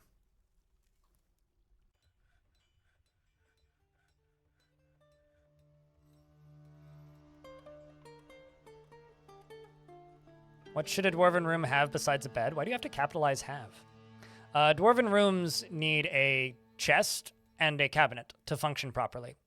They put their claimed items, such as rings and crowns, when they don't want them anymore, in, or if they find a more valuable variant, into the chest.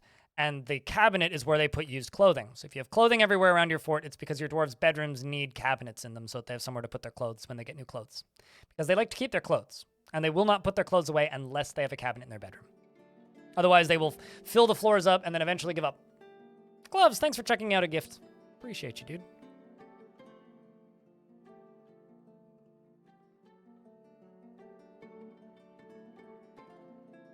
I mean, when chat gets it together, gift subs fly everywhere, right?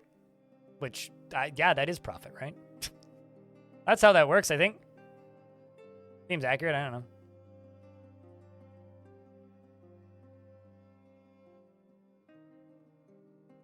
With a single bed and nothing else? No, you're not depriving your dwarves of anything. The dwarves don't actually care all that much. But what I'll say is you are adding extra pain in the ass for yourself because you're the one who has to deal with having used rotten clothes everywhere. And if that's okay with you, keep living your life and hoping that your dwarves don't revolt against you. I don't live that life because I like it when my dwarves have places to put their clothing and keep things clean. I mean, just to give you an example here, I click on, see, this one has a pair of pants in it. This one has nothing in it because that dwarf clearly doesn't have much clothing or haven't been in the fort for very long. This one is full of used clothing that would just be all over the floor. But it's not all over the floor. In fact, it's sitting in here. I don't know. Not all dwarves care about personal possessions. Some are super greedy. Some dwarves actually unclaim their clothing when they get new clothing. Like, they relinquish ownership of it. So you'll have, unowned clothing on the ground. That's because a dwarf is, the opposite of greedy and doesn't care about personal possessions. Meaning they will just leave their clothes on the ground or go put it in a stockpile so that somebody else can take it when they don't want it anymore. Some dwarves don't care. But some dwarves really do and want to be able to keep their items. Will get upset with you if they can't keep them in their bedrooms. Some dwarves are just really messy and will want to keep the items, and they'll leave them everywhere. And if you give them a place to put their stuff, they'll eventually put it away. It'll just take them a while.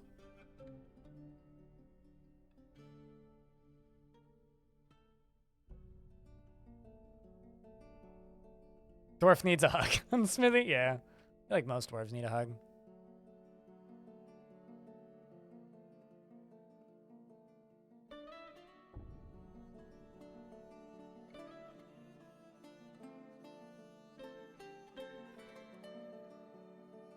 I mean, elves will come visit. Cathfar over in YouTube chat. Elves will come visit, but they need to be aware of you. They need to know that you're there. So if you're literally just trying to get visitors in your tavern, you want to settle in the busiest, most active area in the world. All right. The second round of me finally digging out the last bit of this. Hallelujah. It's finally done.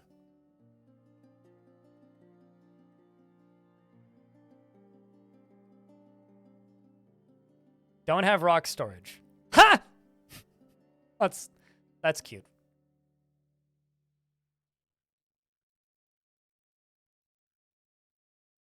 Woo!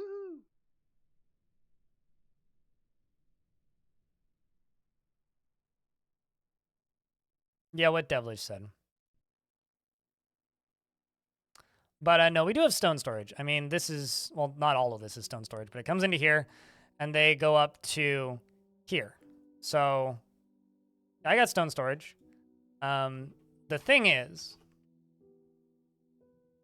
a couple of boulders on the map.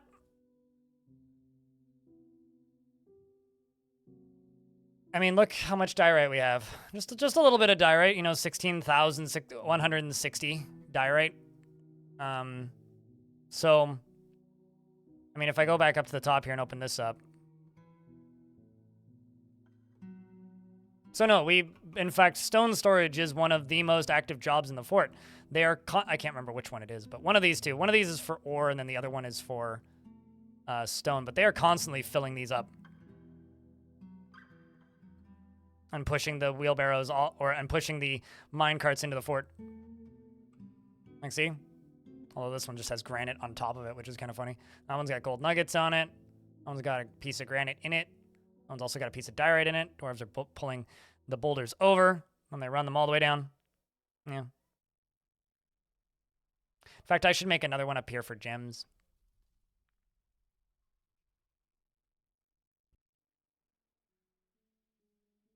So, yeah. No, I mean, we absolutely have stone storage. I've just channeled out, like,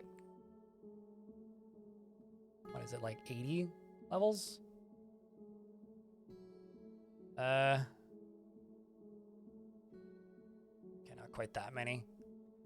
Let's see, we're on layer 103. Like 52 Z levels worth of boulders, basically. No, actually it would hurt in Selena. And I can tell you why it would hurt.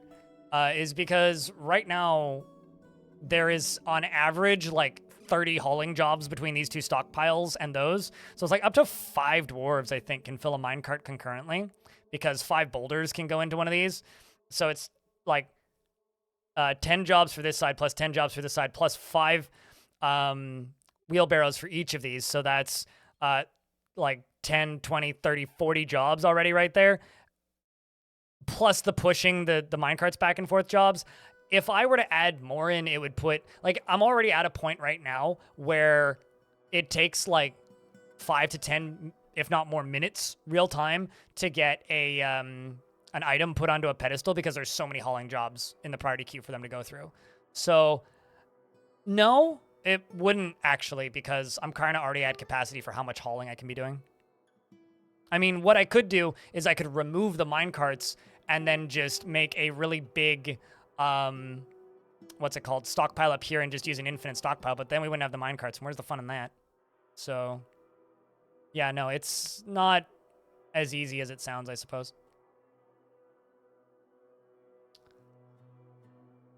Got a whole bunch of gold coins. Whole bunch of gold coins. Excellent.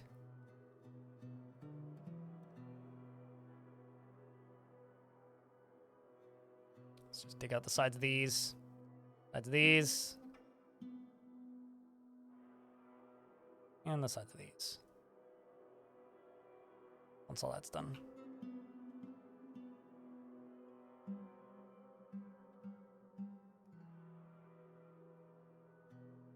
So I don't know. I'm not too bothered by getting rid of all these boulders. I don't expect us to ever get rid of all of these boulders, but currently I think the priority queue for it is just fine.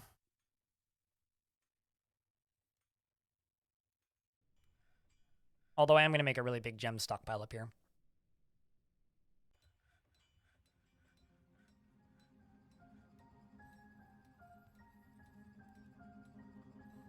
Specifically for rough gems. And rough class. What is the purpose of the coins? That's a secret. You'll find out in another episode of Creaturekeepers.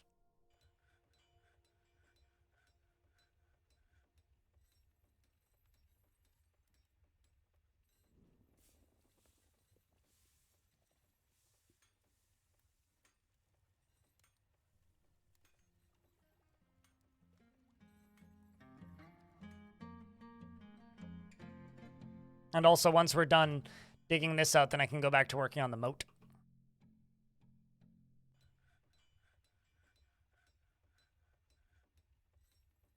I was watching, I don't know if anybody here watches Some More News, but I was watching Some More News and their like holiday special, which was basically just like a bunch of like recaps of stories that they'd covered throughout the year. And for every single like interlude in between a bit, they would say like next time on Lost or previously on Dragon Ball Z, and it's like referencing all these shows until eventually they start to run out of shows, and they're like, I'm not gonna keep this bit going. This is getting too much. I like those bits. Those are good bits. Also, shoutouts to Some More News. Entertaining group of people.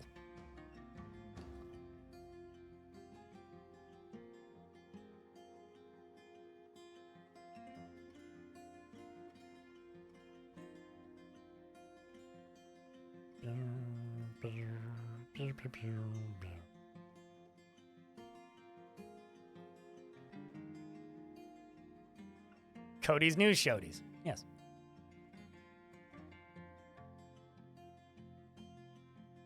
Cody, newsman.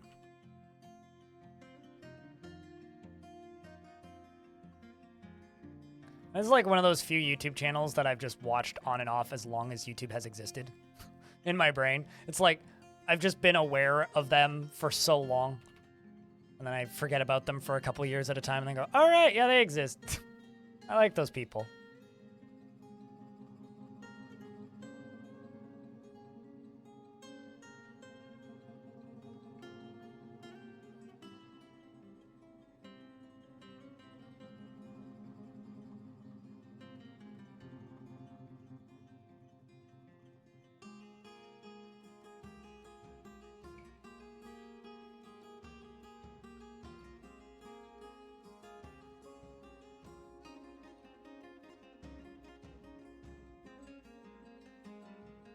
And then catch up. Yeah, it's a pretty good way to do it.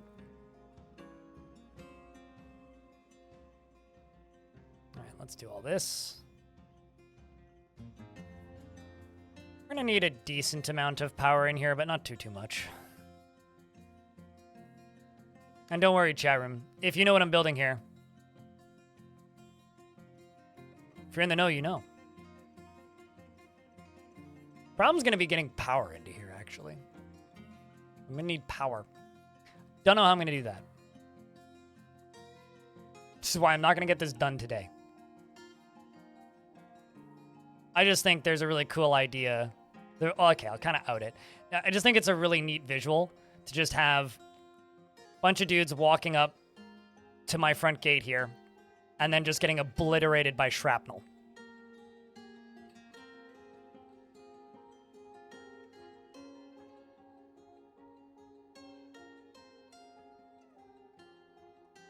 I can't say I've ever really gotten bored of Dwarf Fortress, oddly enough.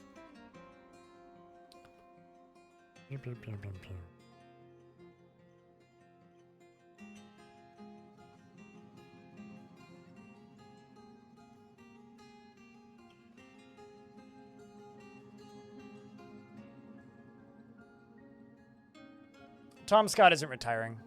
If you really think that Tom Scott is retiring, then you haven't been around this industry for very long. Tom Scott is doing the smart thing, which is he's taking a break. Taking a break does not equal retiring. In fact, I would say, if you like Tom Scott, don't even think of it as retiring, because really he's not.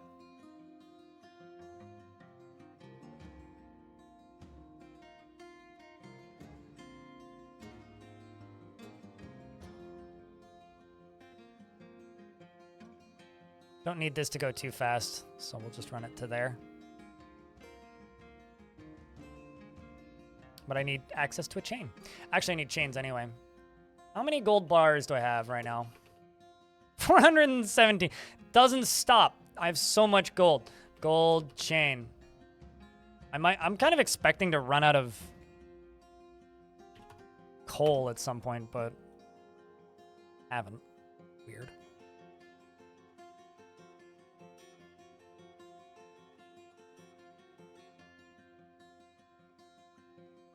Yeah, that's really what it sounds like, is you just need to be smarter about how you play the game, but... Minister Manny, I don't know you particularly well, but I get the feeling you're not the kind of person to listen to people's feedback about how you could improve your gameplay for yourself. So, I'm just not even gonna bother. Let's do this.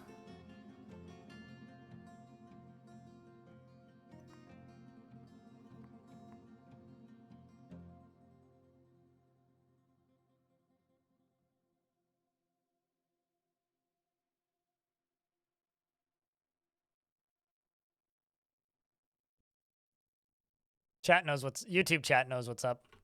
So does Twitch chat, but.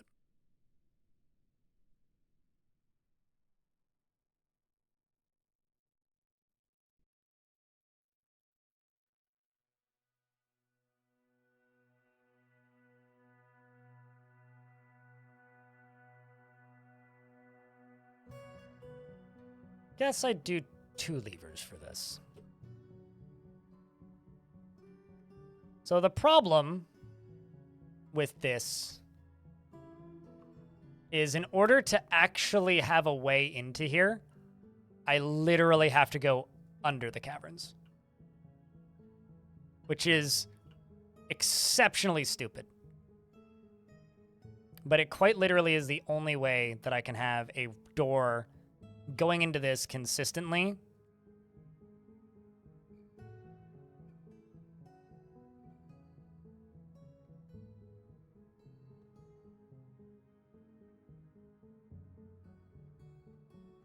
But I don't really want them to go that way. I want them to go underneath the caverns, quite literally. So I have to go over to here and then up and down this way.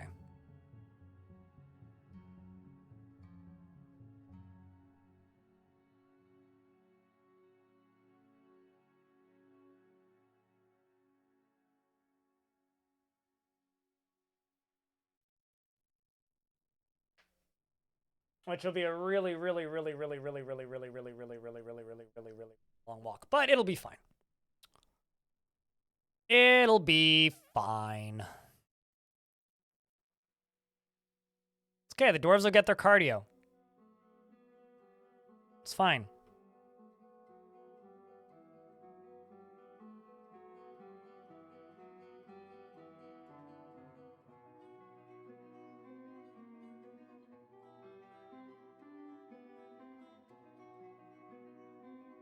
I still don't know how I'm going to get powered. Actually, you know, I might...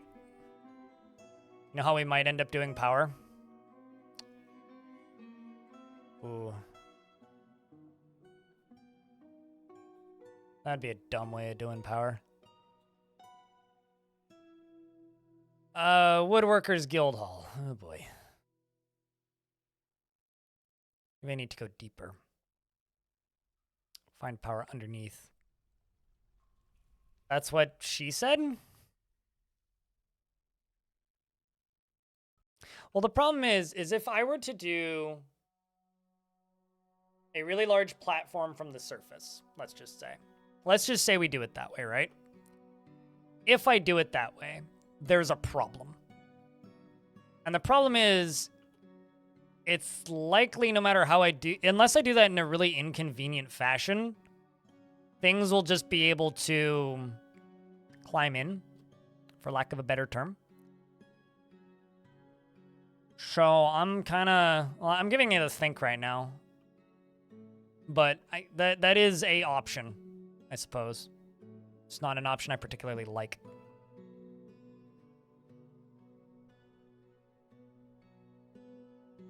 Quick chat, Elfie, or not Elfie. Bastet did the thing, and we have an emote for this now. You know what to do. That or you can figure out what to do. Somewhere, yeah, but the aquifer is probably below sea level. And this mountain is kind of far above sea level. So I'd have to go down like another 30 layers probably from the cavern layer.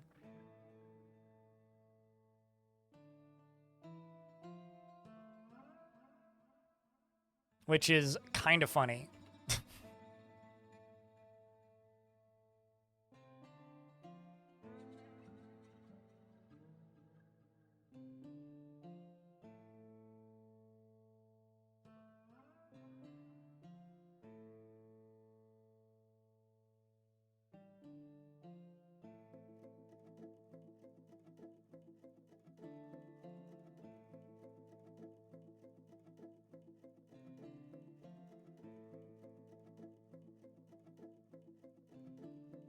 With Micah.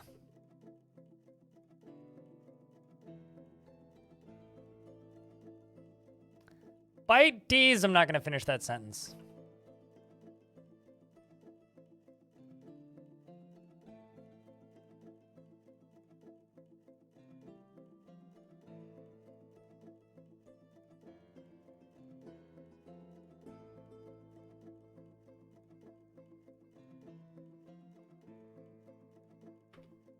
Come on, Bastet. You gotta have a sense of humor.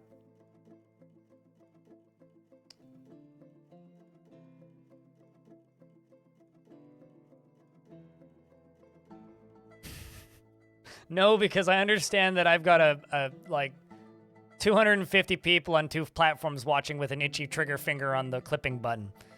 And I'm good. Some things don't need to be immortalized.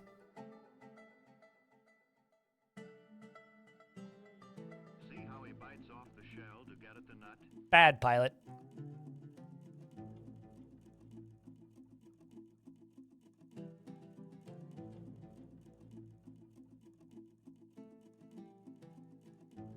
Is that interesting? Thanks for the year of content, Sir Blind. Here's to many more. Thanks for being awesome, chat Crypt Beer. Thanks, PaxMac. Thanks for hanging out and watching the streams. All right, well, our new entrance is starting to show its final form. We flattened the mountain, finally, and made some nice additions to the tower. They want me to build a woodworkers guild, and I will, but currently I feel that it is time for us to return to an older version of this game and play some adventure mode.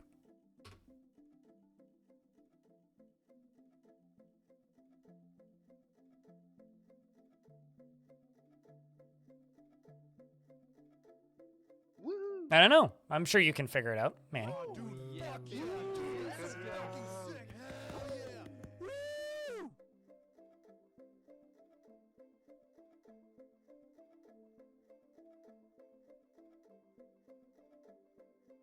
Also, to the Twitch chat over here, you guys can say goodbye, VOD, or goodbye, YouTube. Although, don't worry, YouTube, your stream's staying up for a bit. I'm not going to boot you out just now. But we're going to go play some adventure mode. This is just for historical purposes. Now, we already have an adventurer running. Fortunately, guys.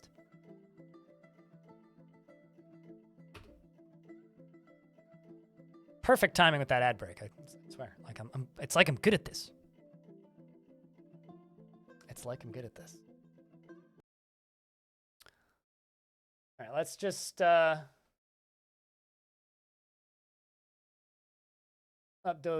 the title.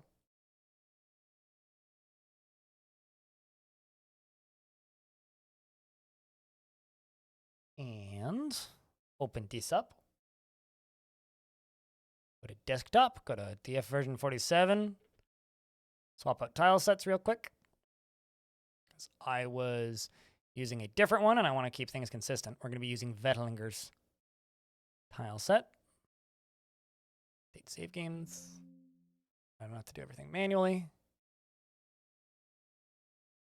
And launch the game. Cheese for everyone! And also, Mr. Manny, the way I kind of work with helping people learn to play Dwarf Fortress is if you ask and answer a question in one sentence, I'm not going to answer it for you. You can figure it out.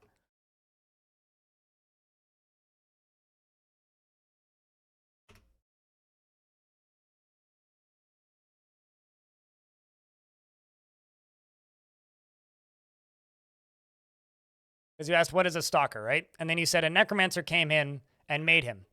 You either already know the answer to the question and you're just trying to get me to answer for the sake of it, or if you use your one brain cell, I'm sure you can figure it out. It's quite simple, really. A necromancer came in and made him. He answered your question. You wanted to make sure? Okay, so then you already knew. You already figured it out.